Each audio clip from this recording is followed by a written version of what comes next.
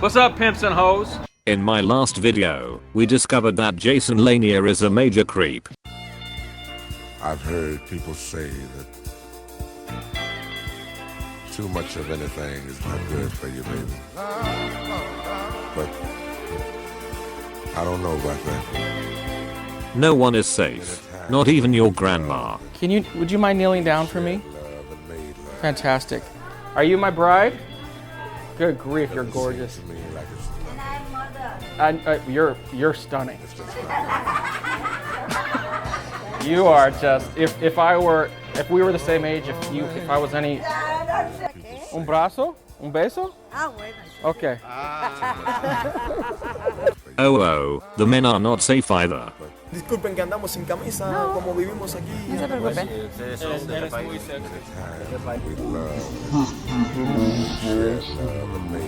All jokes aside, in this video I will expose Jason, yet again, for blackmailing his assistant, making racist remarks, and treating his employees and workshop attendees with no respect.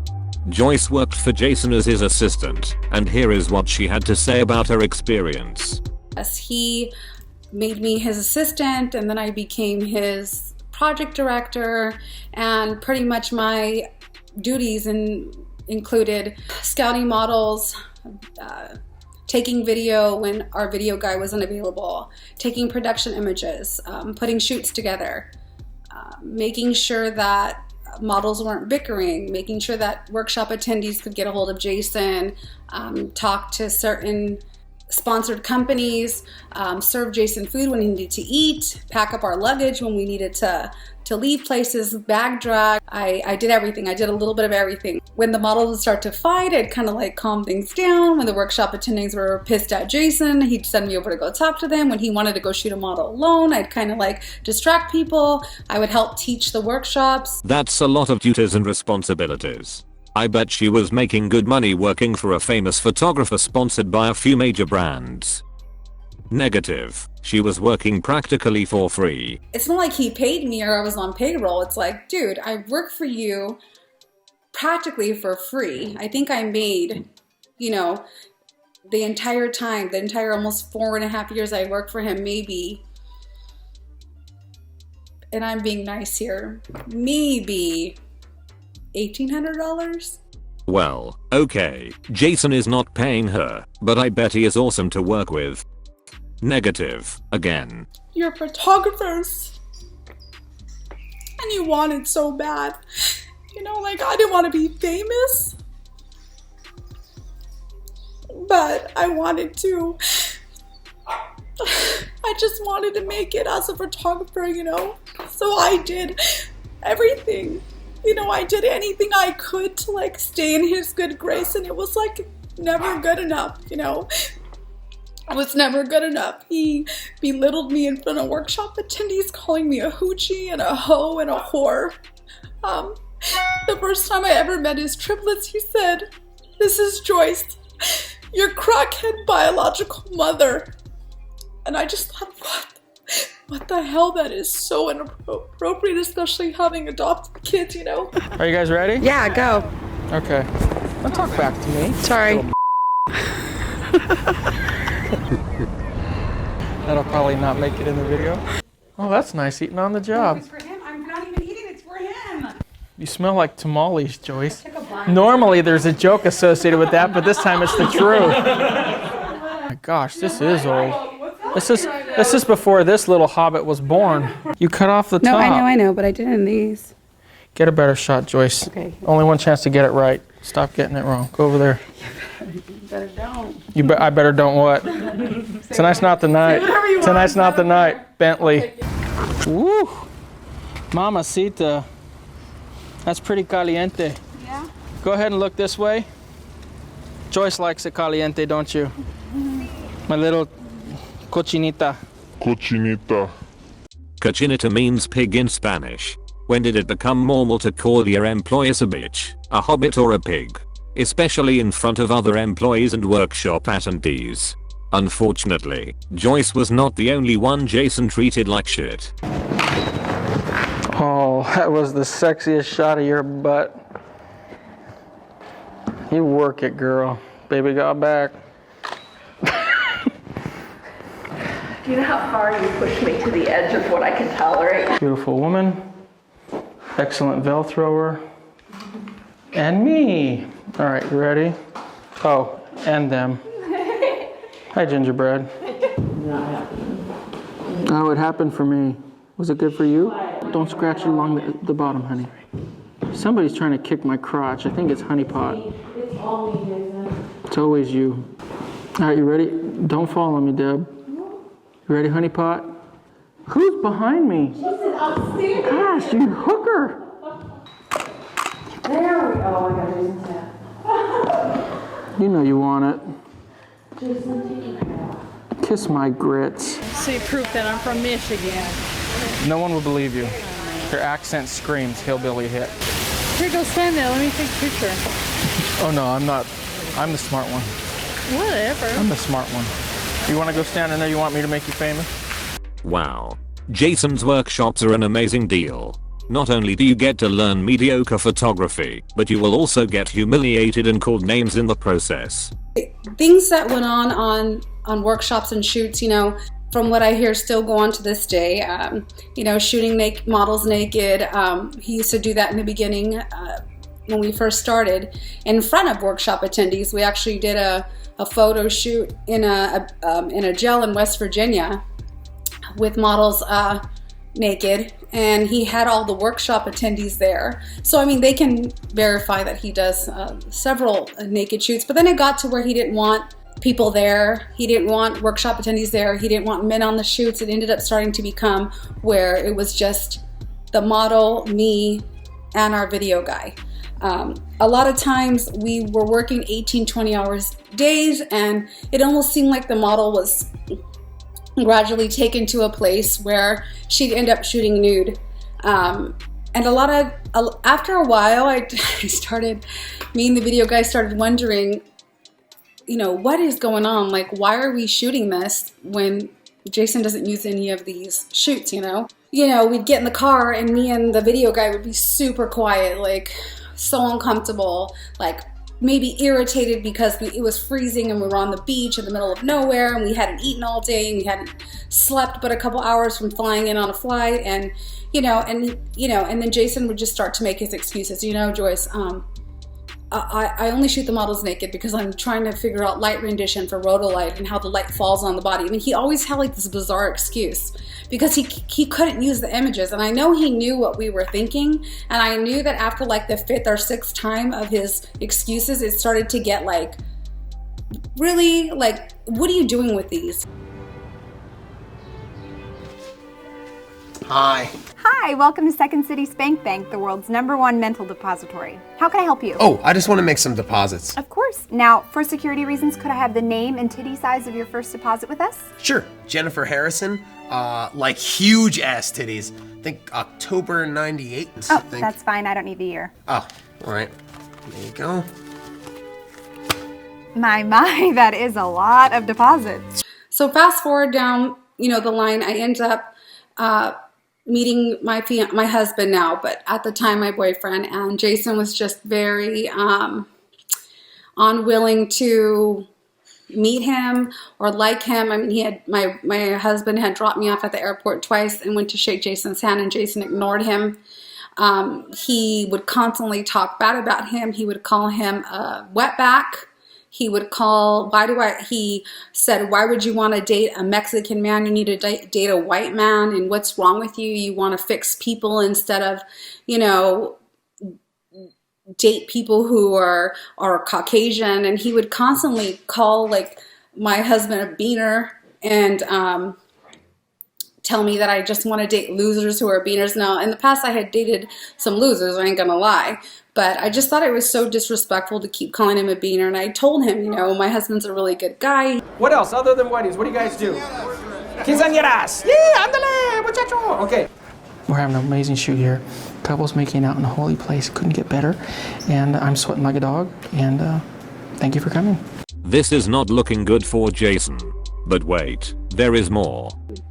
Right after he started working for Sony, he said that Sony gave a one-time 50% discount for $10,000 worth of gear, and that he was going to extend this to me, Vanden, and Jason Cocho, which was our video guy, and that we would be able to purchase gear at his discount for one time, you know, for all the hard work we'd ever done and all the things that we had done for him and sacrificed for him and whatnot. I ended up just getting my tax return back at that time and had given Jason about $3,000 to hold for me, and asked him to keep it away from me because, you know, as a mom, you don't like to buy yourself anything. And as a parent, you know that when you have a savings, or you guys know as photographers, like, you're going to spend that money. Like, if it's not put away and, oh, this pipe broke, oh, camera's coming last. When Joyce stopped working for Jason, she asked for her $3,000 back. He sent me a message saying something like, I'll send it to you when I get home. The next morning, I still don't have the money. He sends me another message, kind of dragging it on. I can PayPal it to you or something like that. I still don't get the money. And then I give him a phone call, and he says, "Oh yeah, you know, something to do with Kara. I can't really remember what it was. It was their anniversary or her birthday, or he was doing something special for her. And that as soon as they were done, he would call me back, or he would send over the money via PayPal." So I get a message about an hour later that says, "I'll send you your money when I get home, but you need to go sign my NDA." And so I didn't even think anything of it. I had already worked for him for so many years. Everyone else signed an NDA. I didn't sign an NDA. The NDA thing came up like a year, like 12 months before this, and he never asked me to sign. And I was just like thinking, okay, well, he's for once getting paperwork in order. I don't know. I didn't have time to like even think about getting on the computer to fill out anything or do anything. I was busy trying to take care of my family. And finally, by like midnight, I was like, Jason, are you going to send me my money? And then he didn't answer. He wrote to me like, you need to sign that NDA. And finally, like, the light went off. And I was like, is he telling me that I better sign this NDA or he's not going to give me back my money? Yes, Joyce, that is exactly what he's doing. And that is called blackmail. So I called him on the phone and I said, Jason, what's up? I mean, it's been 2 days and my kids are all sick. I've sent you my bank statement. You see it's in the negative. Like, that's my money that you're holding from me. Can you please send it back? And he said, if you want your money back, you're going to sign this NDA. And I said, are you serious right now? Are you telling me that if I don't sign your NDA, you're blackmailing me? You're not going to give me my money back? And then he said, he didn't agree to that. He just said, Joyce, get on and sign this NDA. And I said, are you F-word kidding me? If this was Kara and your boys and I was holding your money, I'd send your money back immediately. Before all of this happened, he posted on Facebook that I was taking a break. He wrote this beautiful, sweet message about me and how I was going off to do other things and how he was going to miss me, and it was some kind of like dedication to me, and he posted a picture of me. Had boy has already started his manipulation game, pretending to be all sweet and caring, while in reality he was blackmailing Joyce into signing an NDA. As I got on and looked over this NDA, it was kind of like selling my soul. I wasn't allowed to discuss money, which means I wouldn't be able to tell anyone I didn't get paid. I wasn't allowed to work with anyone from any workshop or any organization that I had ever worked with ever. That would have been anybody, which wouldn't have been fair. So I'm like, wait a minute. So not only did I sacrifice everything, but now I don't get to work with any of the workshop attendees, or I don't get to work with anybody. Like, I called my parents crying. They were in Vegas, like I usually do. And my mom said, absolutely not. Do not sign that. Just let him have the money. It's not worth it. You're not going to sign away. You're not going to sign this so that you can't speak your truth and you can't tell people what's going on or why you quit or what he allegedly did to the model. Like, he had this planned, and don't sign anything. Surprise, surprise. Jason didn't like that Joyce wasn't giving in, so he decided to slander her online.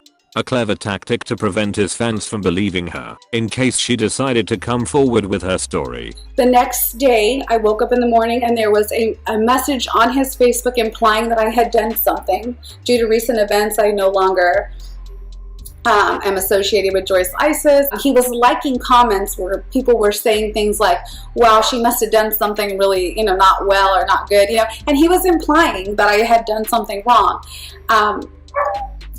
he also went around telling a lot of our close workshop attendees and people that we worked closely with that, you know, I did something shady and it was completely inappropriate, and that he was very disappointed and I was no longer affiliated with them. When I got wind of it, I wrote to him and said, don't you dare make up lies about me. I will out you to everybody. This went on for a couple years. Giving my money back, I kept playing nice with him. I tried to tell people, nobody would listen to me. My sister went and wrote on his page and said, on that post that Jason wrote about me, and said, you know, she no longer works for me for whatever. My sister wrote, no, it's because you're a pervert and you slap girls on the butt and whatever. He never deleted the comment. I actually have a photo of that. I'll post it. You know, I tried to play nice with him. I would say nice things to him in messaging, like, you know, can I just have my money back? I know that, you know, a lot, we both done a lot, you know, and then he would say, call me, and then, you know, this went back and forth. He wouldn't return my money, and then our, you know, a very, very good friend of mine, Vanden, passed away. And, you know, I hadn't talked to Vanden because Jason also went to him and told him who knows what, because Vanden stopped speaking to me. So I'm not really sure what. Sorry. I'm not really sure what he told him. But whatever it was bullshit. Anyways. So this went back and forth, and Jason asked to meet up with me over and over again. Are you going to WPPI? Are you, you know, for a man that says I did something to him, why did he always want to meet up with me? And why did he want to make this amends with me? And why did he keep writing me over and over again? I would never write somebody who stole from me and act like everything was cool. Most of my messages were hostile to him, like, give me back my stuff, you know. Till finally, fast forward, Jason says I ordered something on his account, which was years later, and he knew I didn't. I ordered lights from a mutual friend of ours, and they listed it under JO Pros, yet I used my credit card, so Jason tried to use that as an excuse and say, well, that's what's taking so long to give you your money back, even though he must have known the future if he thinks I stole from him, because it was years later. I got my credit card statement immediately, sent it to him, and told him I wouldn't so much as steal a business card from you. And then finally, fast forward, he asked me to meet him after a workshop, and we ended up meeting. He ended up apologizing for everything, saying that he was so sorry about how everything went down, how he never let me go to the gym or talk on the phone or wear headphones or take naps in the car. I mean, kind of like everything that I needed to hear. And he said, you know, he wanted to thank me for meeting him and whatever, and we ended up going outside after we had a couple Diet Cokes, and then he said, you know, we sat down and he said, I really miss you, I miss the good times, you know, I've never found an assistant like you. I mean, you know, nobody can be Joyce, you know. And I said, well, thanks. And he said, well, I have your money for you. And then he said, how much do you think your suitcases were in your think tank bag? Because he had all my suitcases and my gear, my brand new think tank bag from when we went to Africa together. And I said, I don't know, maybe like $500 or something. And he ended up giving me back $2,500 or $2,300 of my money, minus like a camera that a used camera I had got from him, like, before all this stuff went down. And he said, can I take a video? He took a video of me giving me the money and apologizing. And then he said, can I take a video for the fans? And I said, you know what, sure. You know, in my mind, I thought, well, if he takes a video for the fans and they all see us together, they're going to know I obviously didn't do anything wrong, because there was a lot of fans that felt like I had done something wrong when I didn't. So I thought, I'm going to take the video and hopefully, like, they see through that. Why would he want to shoot with me again or make videos with me again or even have any association with me if I really had done anything, you know? So I took the video with him, and that was that. Took my money, went home, and didn't speak to him again until I got a phone call from the FBI. This woman has been humiliated, manipulated, slandered, blackmailed, and robbed by Jason Lanier. And she is not the only one. Full video will be listed in the description. Till next time, pimps and hoes.